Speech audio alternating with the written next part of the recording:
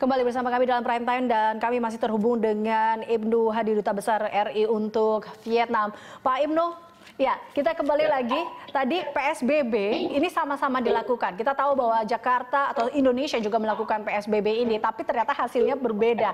Nah ini cukup menarik tadi dari beberapa poin yang Anda katakan. Salah satunya terkait dengan ketegasan dan juga kecepatan yang dilakukan oleh pemerintah di sana. Nah, terkait dengan ketegasan, apakah memang ada sanksi-sanksi yang diberikan juga bagi masyarakat yang memang tidak mematuhi peraturan dari pemerintah? Oke, saya menjawab dari pengalaman saya di Vietnam ya, karena saya tidak mengalami PSBB di Indonesia. Jadi nanti mohon silahkan dibandingkan dan disimpulkan sendiri. Yang terjadi di Vietnam sebenarnya sebelum terjadinya PSBB atau semacam lockdown atau social distancing, whatever the term is, ya itu memang sejak akhir Januari pemerintah Vietnam telah mengarah ke berbagai pengetatan kegiatan, ya perayaan tidak boleh, ya kemudian pertandingan sepak bola tidak boleh, olahraga tidak boleh, keagamaan tidak boleh, ya itu mengarah semuanya sampai puncaknya yang tadi namanya lockdown atau istilahnya mungkin PSBB ala Vietnam. Nah PSBB ala Vietnam itu dilakukan dari tanggal 1 April sampai tanggal 14 April, 2 minggu, kemudian diperpanjang 1 minggu.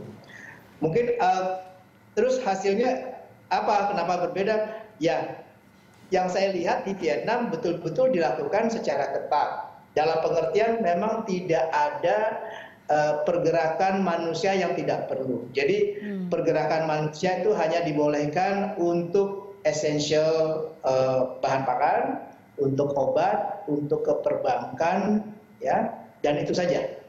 Tidak boleh lagi yang lainnya. Jadi kalau memang ada pergerakan manusia di luar itu, pasti law enforcement-nya akan datang, ya, mendekati kita. Mau ngapain, ya? Kalau tidak bisa jawab yang jelas, disuruh pulang. Bahkan kalau sudah jam 9 malam, sebenarnya tidak diberlakukan jam malam, tapi setelah jam 9 malam, toh kegiatan semua itu kan sudah tutup. Jadi kalau kita keluar rumah, pasti kita akan didekati oleh law enforcement aparatur setempat, ya, ditanyakan, bahkan disuruh pulang atau bahkan kita digiring ke setempat, ya, digiring kepada posko untuk diinapkan di sana dan baru besok paginya boleh pulang. Artinya apa? Artinya restriksi pergerakan manusia itu betul-betul diawasi dan diterapkan secara menyeluruh. Kemudian kedua, memang selama lockdown tersebut tidak terjadi penambahan kasus. Jadi memang kasusnya menjadi zero penambahannya. Jadi yang ada adalah kasus-kasus yang lama. Waktu ditambah 1 minggu lagi untuk meyakinkan bahwa memang betul-betul tidak terjadi adanya domestic transmission.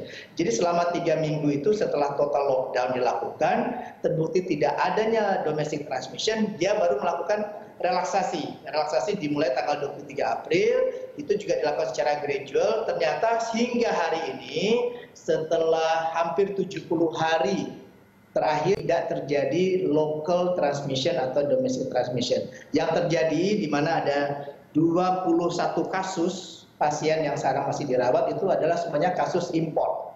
Orang Vietnam yang pulang untuk pulang kampung, ya, karena sudah selesai kontrak kerjanya atau selesai sekolahnya. Demikian. Oke, baik. Nah ini tadi cukup menarik juga dikatakan sebelumnya di awal tadi Anda bagaimana cara mereka mendeteksi atau informasi yang transparan terkait dengan 345 warga di sana yang terpapar positif COVID ini juga diperjelas seperti apa juga data-data mereka sehingga akhirnya ini yang membuat Vietnam zero kasus kematian. Ya. Kenapa zero kasus kematian? Saya rasa tidak ada obat khusus yang mereka gunakan atau mereka sudah menemukan vaksin, ya. Kalau menurut pengamatan saya sih, karena jumlah kasusnya kan total kasusnya itu kan tadi sudah disebutkan 349 kasus. Jadi secara number itu memang masih memenuhi kapasitas rumah sakit mereka. Sehingga perhatian yang diberikan kepada 349 itu juga 349 kasus itu tidak bersamaan waktunya loh, itu kan gradual timing ya. Sehingga perhatian rumah sakit, perhatian tenaga medis bisa dikerahkan kepada mereka sehingga mungkin dengan perhatian yang full ya tidak terjadilah adanya kematian. Ini menurut saya ya. Tapi yang jelas tidak ada vaksin yang mereka temukan atau suatu pengobatan khusus. Baik, Pak Ibnu, ini kita tahu di beberapa negara semua juga sudah mulai khawatir dengan adanya gelombang kedua terkait dengan pandemi ini.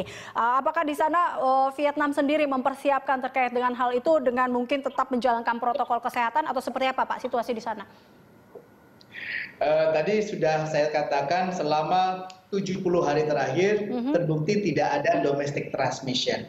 Berarti kesimpulannya kasus yang terdapat itu adalah kasus importasi. Kasus orang yang datang dari luar, baik orang Vietnam maupun orang asing. Nah, jadi pertanyaan utama dari pemerintah Vietnam ini bagaimana mereka membuka penerbangan internasional yang akan membawa orang asing. Karena itu menyebabkan suatu resiko tersendiri. Itu yang sekarang sedang dibahas.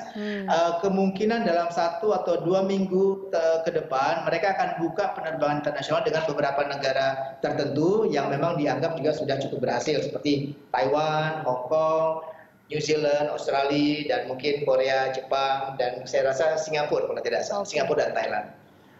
Mungkin Indonesia berikutnya ya mudah-mudahan. Amin ya Pak ya. Kita harapkan seperti itu.